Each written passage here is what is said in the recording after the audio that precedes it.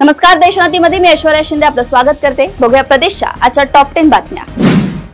साखरपुडा उरकून निघालेल्या गाडीवर घाटामध्ये कोयता आणि तलवारींनी हल्ला केल्याचा खळबळजनक प्रकार छत्रपती संभाजीनगरमध्ये समोर आलाय।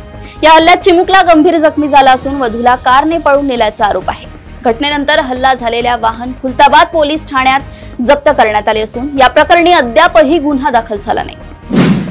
हवामान विभागाने रायगडसाठी पावसाचा रेड अलर्ट जारी केल्यानंतर जिल्हाधिकारी किशन एन जावळे यांनी 6 तालुक्यातील शाळा आणि महाविद्यालयांना आज सुट्टी जाहीर केली आहे।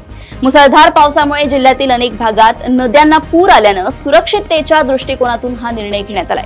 शिवाय नागरिकांना अत्यावश्यक कामाशिवाय घराबाहेर न पडण्याचा सल्ला देण्यात आलाय। महाराष्ट्राच्या राजकारणात आणि प्रशासकीय वर्तुळात एक खळबळजनक चर्चा सुरू आहे। नाशिक दौऱ्यावर असलेल्या राज्यातील एका बड्या नेत्याने अनौपचारिक गप्पांदरम्यान एक मोठा गौप्यस्फोट केलाय। राज्यातील तब्बल 72 वरिष्ठ अधिकारी आणि काही आजी माजी मंत्री हनी ट्रॅप मध्ये अडकल्याची शक्यता वर्तवली जात आहे। ही प्रकरणे निव्वळ हनी ट्रॅपची आहेत की अधिकाऱ्यांच्या रासलीला आहेत हे अद्याप स्पष्ट झालं नाही। मात्र यामुळे नाशिकच्या राजकीय वर्तुळात प्रचंड उत्सुकता निर्माण झाली आहे। ईव्हीच्या जगातील आघाडीच्या टेस्ला कंपनीने अखेर भारतात आपली स्मार्ट कार लॉन्च केली आहे। टेस्लाने आपलं लोकप्रिय वाय मॉडेल मुंबईतील BKC येथे पहिले एक्सपिरियन्स सेंटर सुरू केलंय। या सेंटरचे आज मुख्यमंत्री देवेंद्र फडणवीसांसह परिवहन मंत्री प्रताप सरनाईकांनी उद्घाटन केलंय। यावेळी टेस्ला मुंबईतून भारतभर येणार ही अतिशय आनंदाची बाब असल्याचं मुख्यमंत्री फडणवीस म्हणाले आहेत। पत्नीला जाळून मारल्याच्या आरोपाखाली पतीला अटक करण्यात आल्यानंतर सदर महिला तिच्या प्रियकरासोबत जिवंत सापडल्याची धक्कादायक घटना समोर आली आहे। सोलापूर जिल्ह्यातील मंगळवेढा येथे घडलेल्या या घटनेमुळे खळबळ उडाली आहे। या प्रकरणात एका महिलेचा मृतदेह घराजवळ असलेल्या गवताच्या गंजीत जळालेल्या अवस्थेत सापडला होता।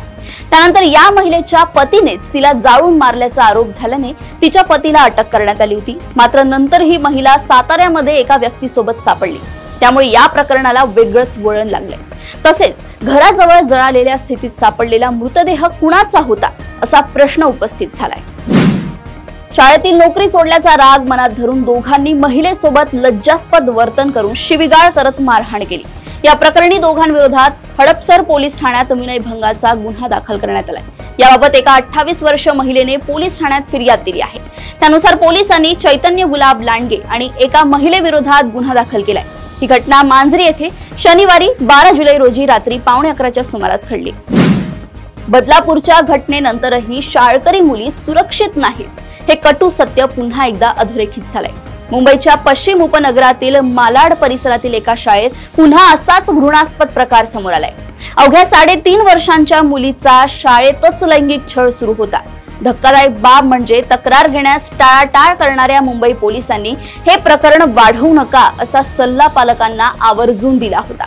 पीडितेची वैद्यकीय चाचणी केल्यानंतर तिच्या आरोपात तथ्य आढळून तिचा लैंगिक छळ झाल्याची डॉक्टरांनी पुष्टी केली। त्यानुसार पालकांनी बांगूर नगर पोलीस ठाण्यात याची रीतसर तक्रार दिली आहे। कतारवरून भारतात आलेल्या अंमली पदार्थ तस्कर महिलेकडून तब्बल 6.25 किलो कोकेन पकडण्यात आले। मुंबईतील छत्रपती शिवाजी महाराज आंतरराष्ट्रीय विमानतळावर ही कारवाई करण्यात आली। या भारतीय महिला तस्कराकडून जप्त करण्यात आलेल्या या कोकेनची किंमत तब्बल 62 कोटी 6 लाख रुपये असल्याची माहिती DRIच्या अधिकाऱ्यांनी दिली आहे।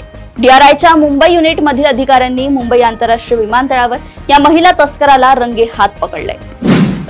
गणरायाचे आगमन 27 ऑगस्ट 2025 रोजी होत असून बाप्पाच्या स्वागतासाठी ST महामंडळ सज्ज झालंय।